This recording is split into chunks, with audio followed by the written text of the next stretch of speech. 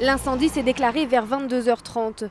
Le père de famille, qui accueille ses enfants pour le week-end, aperçoit de la fumée venant du premier étage.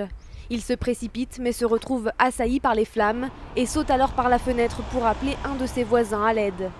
Les deux hommes tentent par la suite de rentrer dans la maison, mais la porte est fermée de l'intérieur et l'incendie se propage face à tout un voisinage impuissant. Moi, quand j'arrivais, j'avais toutes les flammes qui sortaient du deuxième étage. Alors, incroyable, c'était une flamme que personne ne pouvait rentrer. Le bonhomme était dehors, le monsieur était dehors. Il criait qu'il y avait des enfants dedans. Lorsque les pompiers arrivent quelques minutes plus tard, le plancher du premier étage menace de s'effondrer. Il leur faudra près de 50 minutes pour pénétrer à l'intérieur de la maison. Il est alors trop tard. Les 5 enfants âgés de 2 à 10 ans sont morts asphyxiés.